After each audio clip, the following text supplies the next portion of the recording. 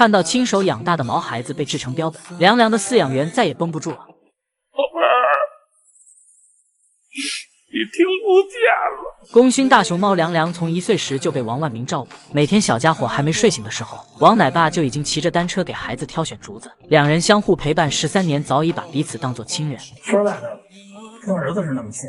在那个熊猫热度不高的年代，凉凉依旧活成了国宝该有的样子。与此同时，王万明还担负着拯救濒危熊猫的重任。在大熊猫数量日渐稀少的情况下，繁殖成为关乎熊猫种群繁衍生息的重要问题，而这个重担全都落在了凉凉身上。他的后代遍布世界各地，整个熊猫圈一大半都和凉凉有血缘关系，就连北洞的小白天公主也是凉凉正儿八经的直系后代。本以为儿孙满堂的他，完成任务后能走上熊生巅峰，却不料凉凉的生命定格在14岁那年。工作人员拼了命抢救，也没能换来孩子睁开双眼。他在情人节当天直接倒在了王万明的怀里。饲养员每每回忆起当时的场景，都克制不住眼眶的泪水。知道他死在我怀里了，我就抱着他的头啊，或许是为了纪念这位功勋大熊猫，凉凉死后被制成标本放在国家博物馆。可这对王万明来说却是一种残忍。他虽然无比思念着孩子，却始终不敢踏出去那一步。没有，因为这太痛苦了，基本上晚上都睡不好，闭眼就是他。在记者的鼓励下，王万明又做了很久的心理建设，终于踏进博物馆见到凉凉。要知道父子俩时隔20多年未见，可他压根不敢上前，只是无措地挥了挥手。王万明在凉凉面前强忍着泪水，转身的那一刻再也克制不住思念。然而他选择整理好思绪，满脸自豪地为游客介绍起凉凉，述说着功勋大熊猫的一生。这只熊猫叫凉凉，从它1岁我就养它，它是咱们全国大熊猫的这个功勋爸爸，没有它就没有现在的熊猫种群。王万明情不自禁地走到凉凉面前，却发现对方再也不能像以前那般回应他，只能说一人一熊以这种方式重逢，也算是为凉凉和王万明的故事画上了句号。继美香一家后，又有旅外大熊猫回国了。旅居新加坡的乐乐跨越3000多公里，历经4个多小时的飞行后，目前已经平安抵达成都双流国际机场，将去往基地开始30天的隔离检疫生活。自丫丫乐乐和美香一家在国外的生活被曝光后，便引起全社会对熊猫的广泛关注。旅居国外的滚滚们，在租借合同到期后，也都在陆续回国。去年4月份，在全国上下的努力之下，在外漂泊20年的丫丫，终于带着乐乐的遗体回到祖国。而原本要在23年底回国的美香一家，也带着儿子小奇迹提前到11月回到祖国。如今他们一家3口被照顾得很好，美香天天也终于能过上养老的生活。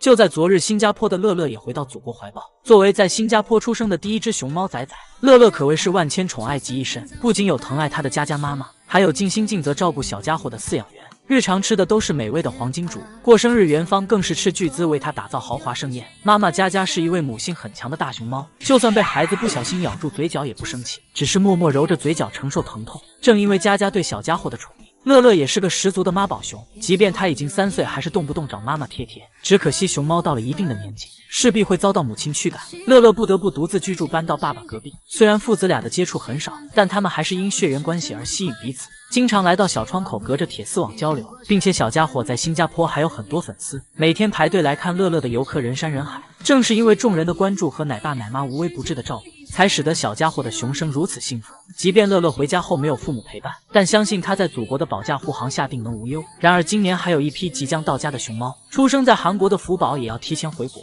小家伙的具体回国时间目前正在商议中，饲养员也提到过他将于春天踏上归家的班机。其次就是旅居奥地利的洋洋圆圆，梦想梦圆如今已经4岁，也到回家的年纪。年纪稍大的伦伦一家即将养老，还有比利时的天宝宝弟宝妹和亚特兰的喜伦雅伦，希望这批小熊也能顺利回国，毕竟家才是最大的港湾。一生果赖永记萌兰心中，谭爷爷时隔6年终于见到大胖孙子。谭爷爷，你今天来北洞做什么呀？就是你刚才看萌兰。看到心心念念的萌儿后，谭爷爷感慨万分，嘴里嘟囔着外孙这些年的变化。长得大得多了，感觉本以为萌兰会不记得往事，可他看到爷爷后立马从木架上飞奔而来，还当场舞上一曲表演才艺。这小子何尝不记挂着，唯一未教自己果赖的爷爷呢？梦儿为何许久未见的谭爷爷贴贴，还爬上窗口边来回踱步，因为找不到对方还急得咩咩叫。爷孙俩虽然相处时间不长，但是这20多天足以让谭爷爷和蒙兰将对方铭记于心中。2016年底，蒙兰告别了发姑奶爸，便升班到谭爷爷的幼儿园。小家伙刚来到新家便能吃能睡，正在长身体的他给饲养员增加不少工作量，可谭爷爷却乐在其中，每天都要为小家伙亲手加餐。当蒙兰躺在木架上呼呼大睡时，他也要端着盆盆奶前来，还用手轻轻抚摸着仔仔，温柔唤醒。或许是因为和小伙伴们不熟，这时候的萌儿还是个社恐小熊，很喜欢独自待在小角落干饭。谭爷爷看到后总会喊小家伙出来玩，然而温柔懂事的萌兰一旦听到，会放下手中的竹子仔细聆听，确认是爷爷后赶忙起身飞奔而去。即便爷孙俩刚认识没几天，但萌兰却对谭爷爷有求必应。这小子以前的奶爸来看望他时，本想让萌儿来到窗边，却不料他丝毫不搭理，一心只为干饭。无奈之下，只好让谭爷爷出马。结果小家伙立马趴在窗口，正是这一刻令谭爷爷彻底爱上了萌兰，就连脸上都快笑出了褶子。等到萌儿和小伙伴熟络起来，便整天在院子里疯玩，经常错过吃饭时间。谭爷爷可不忍心孙子饿肚子，于是会带着果果叫孙子回家吃饭。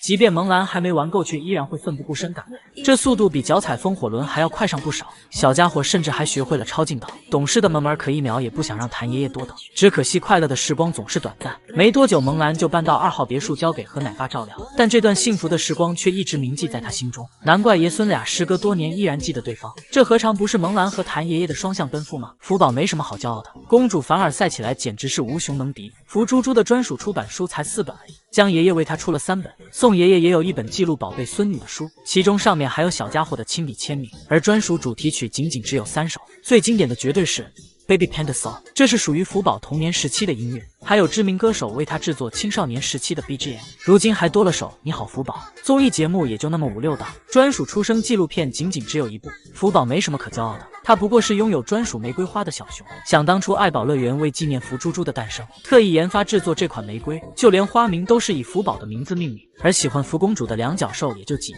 站姐拍的美照只能绕地球几圈而已。福宝没有什么可骄傲的，也就是有数不尽的私人定制玩具。宋爷爷为他亲手打造独一无二的礼物，从滑滑梯到竹子牌手机，还有胡萝卜雨伞，多到数都数不过来。还有3星长公主李富珍出国给他带来小木马。福宝没什么可骄傲的，他只是有2个世界上最爱他的2位爷爷。江爷爷将孙女视作珍贵宝物，肯为小家伙学习中文，还教给他遇到危险上书的逃生技能。即便福宝已经3岁多，还经常帮忙按摩。宋侍卫更是亲自为他写诗，自打福公主出生那日起，便开始用文字记录下对方的点点滴滴。他曾写道：你总是为我敞开纯粹幸福的道路，对我而言，你就是经验这个词的本身。这些文字像诗一样美好，只有充满爱的语言才会像诗一样令人动容。福宝没什么可骄傲的，只不过拥有令人艳羡的身材。公主遗传了爸爸乐宝的大长腿，还拥有艾女士同款美貌，腿长1.8米，颜值超高的她简直是超模。福宝没什么可骄傲的，也就是开了13天的快闪店，就卖了人民币550瓦的周边，上万张的票5分钟就被哄抢而光。这氪金能力估计明星都是望尘莫及，足以可见小公主人气有多强。真怕福宝回到家跟熊友们聊天时，惊讶到这不是国宝最基本待遇吗？你们没有吗？小公主之所以有着令其他小熊艳羡的待遇，还是因为她超高人气。疫情期间出生的福宝同样有超多粉丝，虽然两脚兽只能从手机上看到，但这完全不耽误他们对小家伙的迷恋。正因如此，爱宝乐园才会对他格外重视。作为首屈一指的流量明星，自然要拥有长熊不敢想象的待遇。愿福宝熊生能顺遂如意，未来回家的他定能比现在还要幸福。顶流女明星花花的牌面有多大，竟和谭爷爷一起登上春晚舞台。过来抓去吗？我真是配的了。最近谭爷爷带着花花现身春晚舞台，现场花宝鸡戴着龙帽，上面还比了个心。如此看来，花花顶流一姐的位置彻底坐实了。不仅如此，女明星前几天也登上了微博之夜，官方甚至还为小家伙准备了宣传片，长达半分钟的视频，估计明星都得羡慕坏了。而先前成都大运会期间，花花还成了家乡的宣传熊。成都要开大运会了，你要多锻炼哈。花花，你是我们四川娃娃，带你看我们四川哈。甚至就连抖音奇妙夜也有花花身影，荧幕上不仅放着女明星的 VCR， 就连开场的交响乐也是花宝鸡的专属 BGM， 勇气大爆发。事实上，女明星的人气不仅在国内相当好，他还一举火出了国外。纽约时代广场的大屏多次出现他的身影，很多外国友人为了一睹花宝鸡的美貌，不惜远赴万里赶来参观，如此集万千宠爱于一身，花花免不了引起一众小熊的艳羡。而这说到底还是他与众不同的个熊魅力。颜值方面，花宝鸡凭借独特的狐狸小脸，在熊猫中脱颖而出，辨识度极高。从小就是个美人胚子的她，在月亮产房就是奶爸奶妈的心头好。长大后的花花光横着长，身高几乎没变，相比1.8米的滚滚，花宝鸡小巧可爱的身材更受两脚兽偏爱。从远处看像极了煤气罐身材，和小伙伴坐在一起时直接被挤成夹心饼干。花花被那么多人喜欢，还因为她自身温顺懂事的性格，即便被弟弟强损也是不吵不闹。她从来不会主动和小伙伴打架，在弟弟遇到游客恶意攻击时，一向岁月静好的花花也会挺身而出，将高大个的荷叶抱在怀里安慰。面对谭爷爷更是个懂事小熊，从来都不会伤害对方。其他小熊需要独立的年纪，花花却能和饲养员近身接触，就算谭爷爷摸小家伙的脑瓜也不会生气。正因如此，花花被重视，被温柔对待，而她也活成了国宝该有的样子。游客们何尝不喜欢自己养大的小花朵？而且谭棉花的感情也是令人艳羡。基地负责幼年班的谭爷爷虽然带过数不尽的熊猫，但是花花永远是他最偏爱的宝贝孙女。要知道小懒花的上班之路是艰辛的，谭爷爷看到后非但不会离开，反而会耐着性子一步步引导孙女出门营业。花花也听着爷爷的吩咐，慢悠悠走下石墩。为了能够更好照顾到花花，谭爷爷还搬来行军床，大半夜也要在内舍隔壁陪孙女睡觉，生怕小家伙半夜会出现意外。正因为谭爷爷对花花的这份用心，才让最好的谭棉花组合被越多人关注。林岩为了给家乡河南揽客有多拼，一大早就练习独门绝技海豚音。前几天的胖妍还是摆烂小熊，到了下班的点他直接撂挑子不干。看到奶爸晚开门了几分钟，林岩对着门框框就是一顿乱砸，这怨气邪见先看了都得摇头。不过想到最近河南文旅在疯狂宣传，显眼包胖妍又开始重操旧业拼命赚，不仅积极营业，还主动申请无偿加班。这小子动不动就对着游客一整天，本来还是不顾形象的大男孩，如今竟成了夹子音的乖乖小熊。奶爸都得怀疑这小子是不是被夺舍了。然而夹子音已经不能满足林岩，最近他又研究起来海豚音。看胖妍坐在树上仰天长啸的姿势，就知道这小子一刻都不肯消停。一大早打鸣只是激发体内的整活之魂，重要的还是林岩在白天的疯狂整活。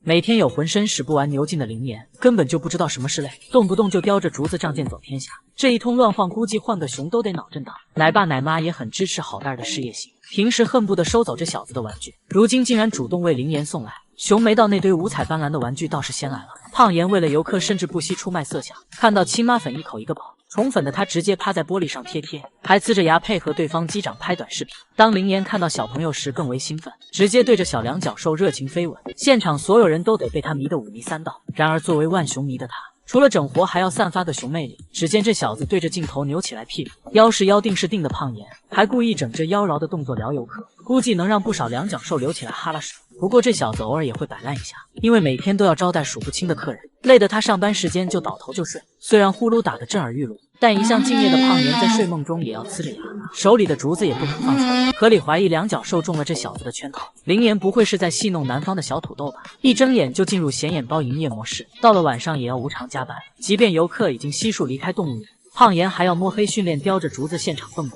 只能说林妍为了河南旅游付出了太多，不愧是兢兢业业的形象代言熊。花花究竟是什么搞笑而不自知的女明星？只见花宝鸡笑呵呵地抱着竹子，正当小家伙准备一口咬下吃进肚时，竹子突然挣脱小熊掌一飞冲天，眼见到嘴的食物不翼而飞。宝宝花抬着头，满脸写着问号，心里暗暗思考，难道有熊要谋杀本花？然后花花还对着竹子比划一下小手，合理怀疑女明星在和食物说再见。只能说女明星的黑历史都是高清的，而且个个都是笑料。别家小熊一到下班时间就开冲，画风清奇的花花却不走寻常路，竟背着谭爷爷藏进了小竹筐。丢熊脸的是宝宝花，因缺乏锻炼，小家伙圆滚滚胖嘟嘟的，任凭使出来吃奶的力气也翻不出来。堂堂女明星只好屈居在筐里。别看这时候的花花较弱没劲，但只要到了胖揍弟弟的关键时刻，他就是个武功超强的霸王花。这天姐弟俩在水沟边大打出手，花花还一副举手呲牙的架势威胁弟弟。或许是看着老姐太过可爱，荷叶都差点没忍住笑出了声，毕竟这姿势和招财猫没什么两样。忍无可忍的花花一口咬住熊头头，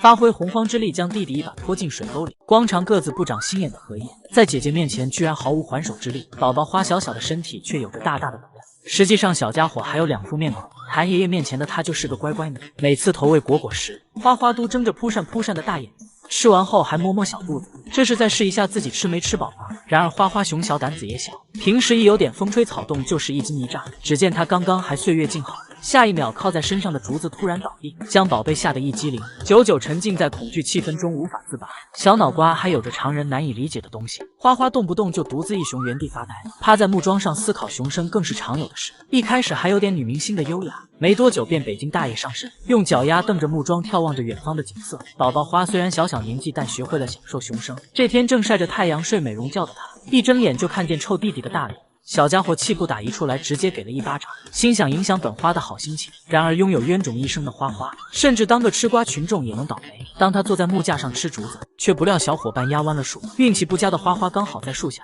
实力诠释了什么是躺着也中枪。谁能想到作为女明星的花花，私底下的笑料居然这么多。